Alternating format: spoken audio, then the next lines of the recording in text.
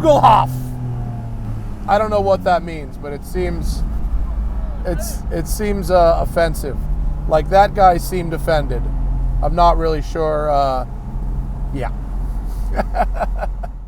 Welcome to the Swabian Alps, where Porsche's engineers road test their GT cars on the weekends. It's the company's 75th anniversary, and let's just say things are going well. Porsche is on a roll building cars that a lot of people want to buy. So much so that folks are willing to beg, borrow, steal, kill, or pay many of thousands of dollars over MSRP to get one, especially one featuring two special letters on the back, R and S. The kinds of things people will do for an RS cannot be repeated in good company. RS stands for Rennsport, and the cars bearing those letters are, in theory, Porsche's very best. They are the closest you can get to the racing cars with a license plate, and until today, they have all been closed-roof coupes. GT cars, and particularly the RS variants, are the epitome of Porsche's charge more, get less philosophy regarding weight reduction. Shaved grams cost hundreds, and shaved kilograms cost thousands. But the results are some of the fizziest cars on sale today. A new RS product is a very big deal to a certain, very connected subset of the population, which is why we've come to the Swabian Alps today to meet the newest boy king of ADM Mountain. Porsche, if you didn't already know, makes the most perfectly well-rounded sports car on sale today. It's light, it's balanced, it's good-looking, practical, well-made, and in most trims, it's very fast. It's called the Boxster. Is that not what you were thinking of? They also, if you didn't know, make the 911, which is widely regarded as being somehow better than the Boxster. It's a very good car, but it grows every generation like an oak tree, adding rings and girth with each passing year. But like a mature tree next to a sidewalk, in many ways, the car is now bigger than its habitat, outgrowing the concrete on which it's planted. Not so the Boxster, which remains an appropriate size for roads that, by and large, predated its existence by decades. A Boxster can be used by all different types of people in all different types of climates as an only car. In fact, I cannot recommend this activity highly enough. And if you want something a little less round, I would emphatically recommend the chiseled, athletic Boxster Spyder, which gets the Cayman GT4's chassis and engine and a stunning double-bubble tonneau cover with a lightweight roof. Porsche makes a lot of sports cars at the moment, but this one, if you ask me, person who's driven them all, is the very best one. Something I've committed to by buying one for myself. To me, the 718 Spyder is the best car in the world, expertly towing the line between speed, style, and usability. But what if you wanted to go a step further? What if you wanted the absolute fastest, loudest, rawest, meanest, most hardcore variant of the humble Boxster? Well, you'd probably want this, Porsche's all-new Spyder RS. Just like the Cayman GT4 RS before it, this has got the full-kill GT3 engine straight out of the Cup car. Just like the GT4 RS, it revs to 9, making 493 horsepower. Like the GT4 RS, it's got a crazy airbox setup that laser beams intake noises directly into your skull. And just like the GT4 RS, well, that's all you have to say. Just like the GT4 RS, because below the belt line, in every way that matters, this car is the same as the GT4 RS, from the carbon fiber to the Cup 2s. But it is different in one very crucial way, and a way that defines it by name: the lack of a roof. Okay, that last bit, not entirely true. There are some changes. The shocks and springs are road-focused, meaning softer. The steering has been recalibrated, and there's a fixed ducktail spoiler rather than the huge swan neck wing. The front lip is also smaller to balance that out. It's set up for stability rather than stick, and for the road, not the track. It's not about lap time, it's all about the fizz. But what you probably want to know is this. As someone who owns a Spyder, from someone who's driven every modern Porsche, is this car worth it? Is it worth the ADM? Is it worth the headache of the roof? Is it worth the hoops you're going to have to jump through to get one? Or is there a better option? Germany, knowing I'd be here to drive perhaps the best open-topped car in history, has sent their best weather. So we started in a tent, learning how to install and remove the roof quickly. It's not only manual, but also completely removable, meaning you can leave the whole thing at home if you want to save 8 kilograms. Porsche will tell you that they came up with this crazy contraption purely to save weight before sneaking in that the larger engine takes up more room where the old top went, and that top simply won't fit. In America, we like to say, if you can't fix it, feature it. In fairness, it's not that hard to take off and on. It has 2 options for protection: the Bimini, which is just a sunshade and keeps most of the rain out as long as you're driving, and the full weatherproofing kit, which is watertight and necessary for washes, which I didn't bother to practice. Hoping I wouldn't have to spend all day with the top up, we headed out for a drive. Fortunately, after just a few minutes on the road, the sun came out, the roof came off, and it stayed that way for the rest of the day.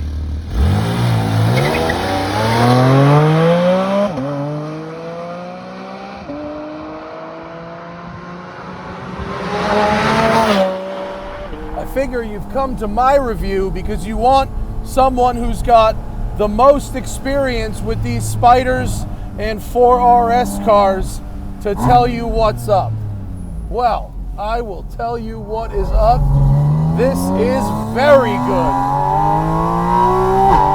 Woo! All the important bits, all the great bits are the 4RS with no top. But it actually gets better than that. Because you see, I thought it would be the full track optimized 4RS, but it's not.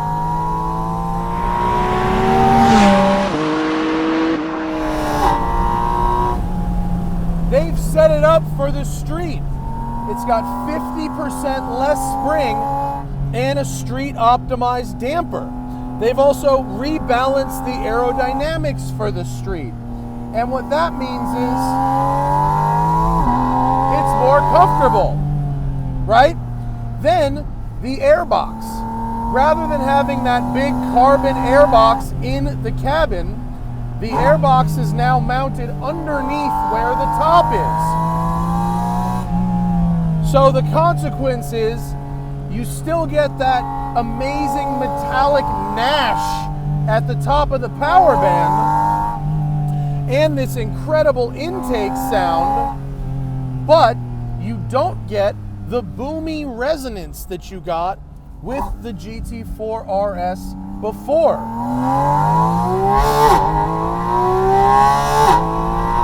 Woo! So that magic that happens from 8,000 to 9,000 RPM, that craziness that you're paying all that extra money for, still there. But if I go to the bottom of the power band, there was a resonance, an unpleasant resonance between 1,500 and 2,800 RPM before. Listen. It's gone. It's not there anymore.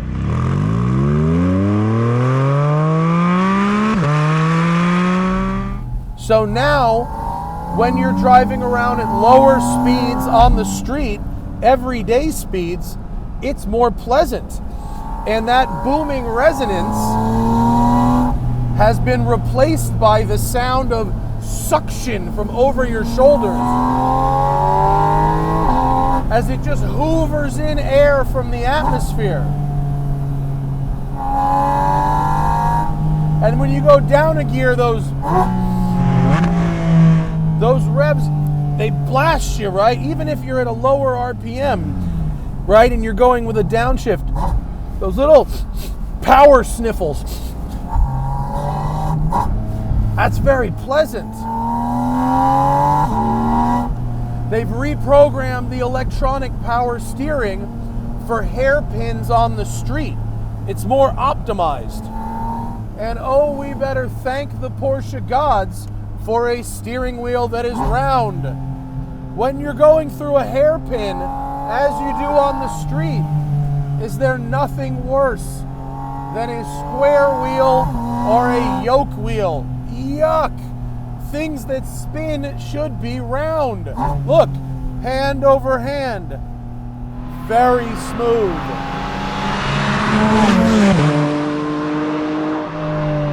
You know something incredible about this car?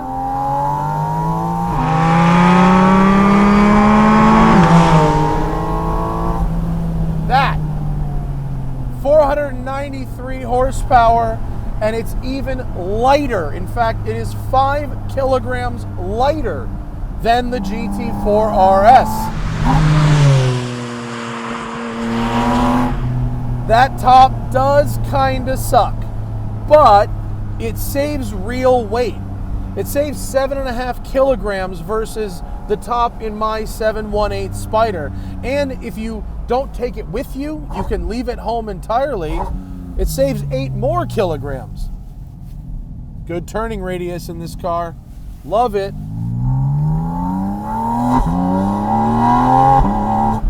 The intake sound when you pull away from a stop, that's totally unique. Listen to this. That's that. It's like an empty pipe sound. It's like when you first. You can just feel that suction. The suction translates to intake noise, translates to exhaust noise as you get higher up in the power band. And then at the very top, woo! Pure motorsport goodness.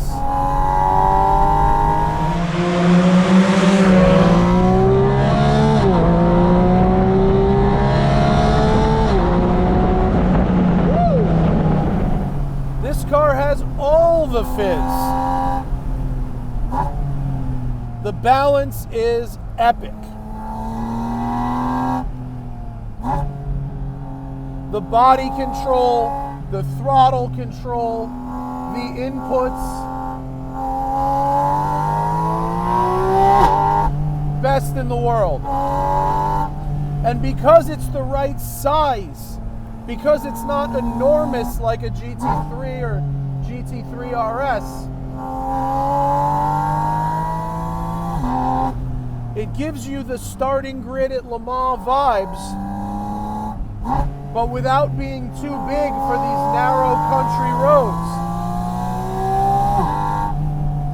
And I have to admit, although I don't want the top in my life, there is something to be said for having to make a little sacrifice for that purity.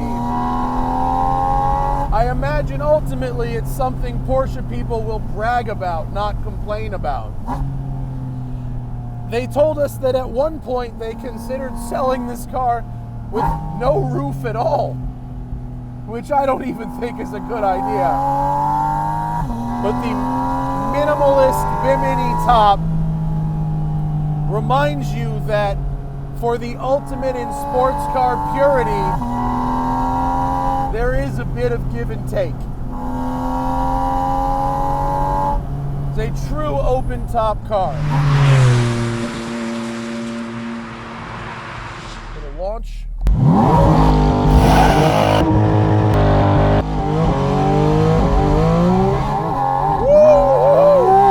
Holy Hofbrau!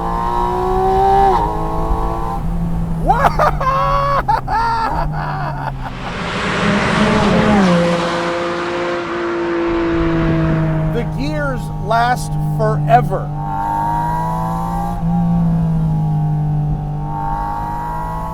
You have to be very comfortable winding the snot out of the engine. These are the same shortened gears as the GT4 RS. But even so, 9,000 RPM, that's a long way away. Takes you a while to get up there.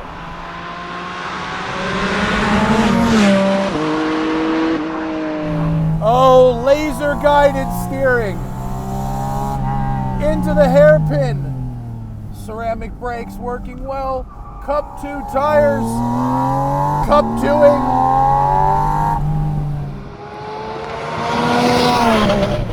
When I drove the GT4 RS, I only had 3 complaints. It is an otherwise perfect machine, but I had 3 complaints. One was the intake resonance, fixed here. 2 was the harsh ride quality, mostly fixed here. It's still very firm, and being here in Germany, this is a pretty idealized tarmac situation. In LA, it might be a little stiff. And 3, lack of a manual gearbox. Porsche has explained to us over and over that they simply cannot homologate a manual gearbox for this engine in this car. It is a totally fair explanation, and I am not mad at them for it. It is what it is. And I cannot complain about PDK, because for a gearbox that is not manual, it is as perfect as a gearbox gets. It does everything right as I downshift from 5,000 RPM. But if I wanted the most pure, analog, engaging driving experience possible, as good and as perfect as this car is, and it's pretty great and almost perfect, my own Spyder, I can row my own, and that's why it's still on the top of the list for me. Because that experience is not long for this world, and I want to have it as long as I possibly can. After some of these newer cars with those highly digital dashboards, I cannot help but genuinely appreciate the perfection they achieved with this dash. 2 truly analog gauges with a multi-function small display, a bunch of hard buttons for your menu, your climate control, your drive modes, a screen for the nav. This is peak cockpit. Seating for 2, tons of leg room, tons of storage.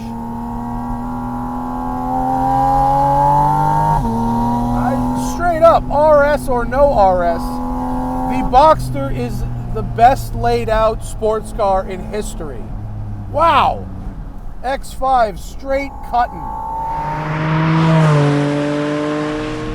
The ability to play a symphony with your right foot. There are so many sounds. Did you hear it transition there?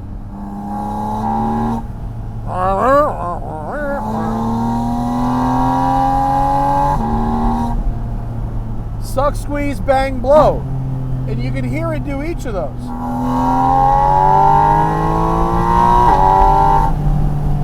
It's not really fair to compare this engine to my modified engine, but I know you want to hear the comparison.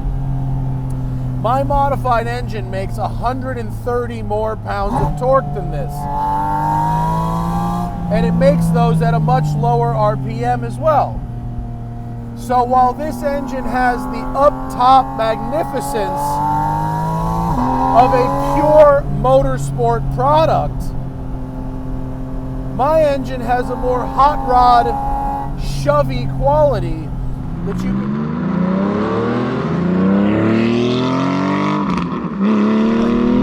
can really feel in the mid-range. And so for that reason, this engine pairs better with the PDK and a sort of top-end usage, whereas my engine pairs better with a manual and a mid-range punch usage.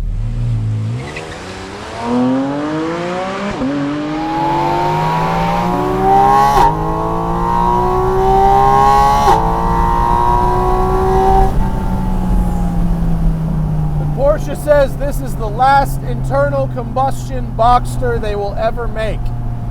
And if that's the case, what a bang to go out with. Unreal.